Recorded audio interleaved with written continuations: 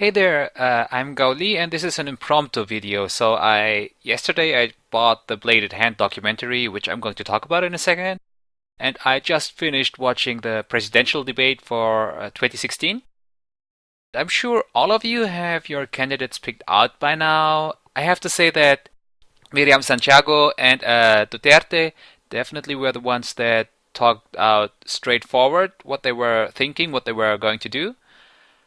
However, neither of them are the candidates I want to pick or I would pick. I'm more of the Marojas guy or Grace Poe. Probably Grace Poe. She's definitely the candidate I would want to see as president. Anyway, that's beside the point. You can watch the debate on YouTube on the Inquirer channel, the full debate. I recommend watching that before you make your choice, or if you've already made your choice, watch it so that you can learn a bit more about your candidate. Yeah, so let's get started. So anyway, I'm going to give you a direct reaction to what I think and what I thought while watching the documentary. For my background, I've been doing arnis for over 24 years by now. I've been doing it ever since I was a very small child, and even before I could read or write, I was already training arnis. I learned it from my father, and I was training it with my cousins, my brother. We also had a lot of more or less prominent arnis guests at our home frequently, like Ernesto Presas, for example. I met him when I was 4 for the first time, and we also had other people like Daniel Rolo or Roger Solar, and of course my honorary uncle Carlos Pulanco, people like that. So I've been doing a lot of arnis. For a while, I've also been training Aikido and Judo. One of my former training partners is a fifth degree black belt in Shotokan Karate. And one of my closer associates used to do Katori Shinto Ryu and nowadays is doing Yoheba Fa Quan. So I have a background in martial arts, as you might say. And I'm also, as you can probably tell by my other videos, I'm very interested and engaged in Philippine history, and not just history, but also politics as well as developments in the Philippines in general. The Philippines, as you may or may not know, was a colony under Spain and then the USA, and also for a brief time under Great Britain. And then there came, of course, the Japanese occupation. And through all of this, a lot of Philippine history has disappeared, and the Philippine school curriculum, as it was devised during the Philippine Commonwealth era and afterwards, does not really engage in Philippine history. And a lot of topics are being either glossed over or completely left out, which is very sad. There's sometimes political reasons behind that, and it leaves a lot of us, especially children who grew up outside of the Philippines, Phil-Ams, for example, or Phil-Europeans, and so on, sort of displaced.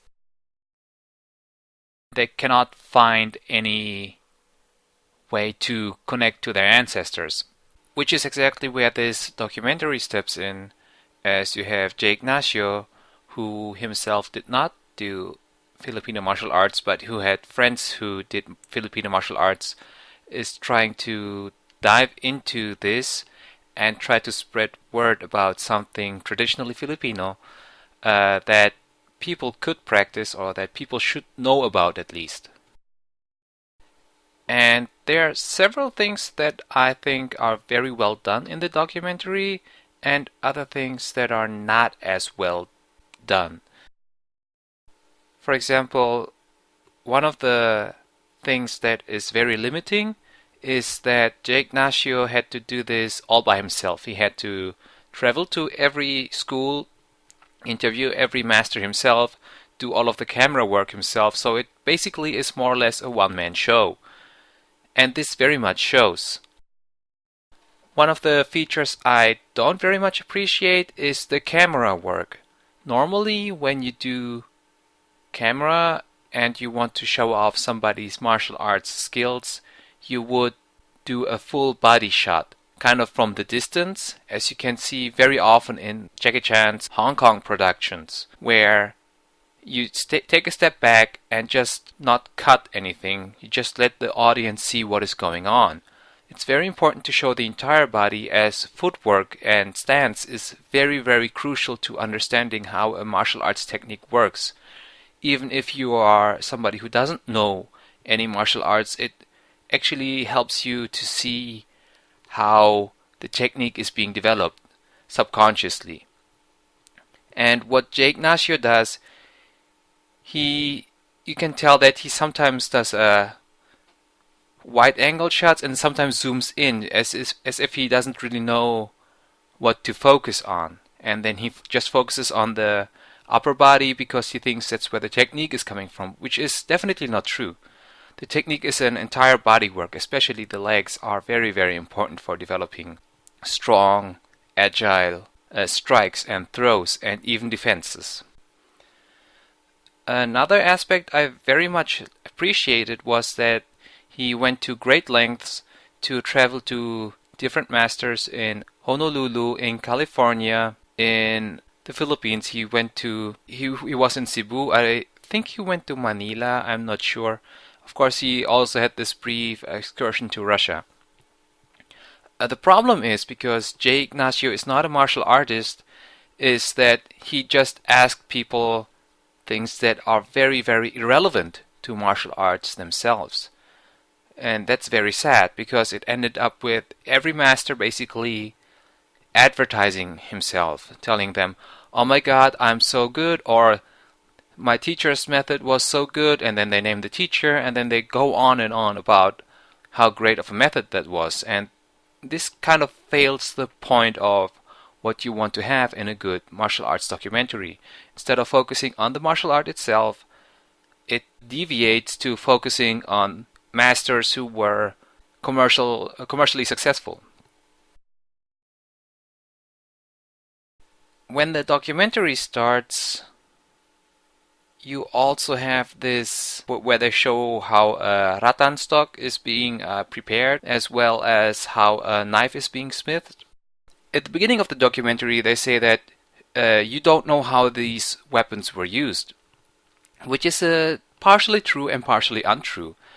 In one of my previous videos, I will just blend this in here again, you have one of the promotional videos from the Philippine Battalion back in World War II, where the USA were showing off Filipino soldiers training with the bodo. That a second Filipino infantry regiment had to be activated. To the weapons of the GI American soldier is now added another, straight out of the national tradition of the Filipino. Here every man of the 2nd Regiment receives a bolo knife as part of his field equipment, the gift of a public-spirited group of Los Angeles citizens. For everything from hacking a trail through the jungle to close combat, the bolo is the national pride of the Filipino. He will now take it into battle for his enslaved people and for the United Nations. Maybe they are physically small men, these island soldiers, but armed with their inherited weapon and blazing with determination to do their utmost against the enemy they understand so well, they will be a mighty factor when we all go back under MacArthur. For they remember that no matter where MacArthur sets up his headquarters, he always gives his address as Bataan, to keep faith with those who kept it there to the end. These U.S. Filipino fighting men have only one desire. It drives them at their work, and it gives them their motto, on to Bataan.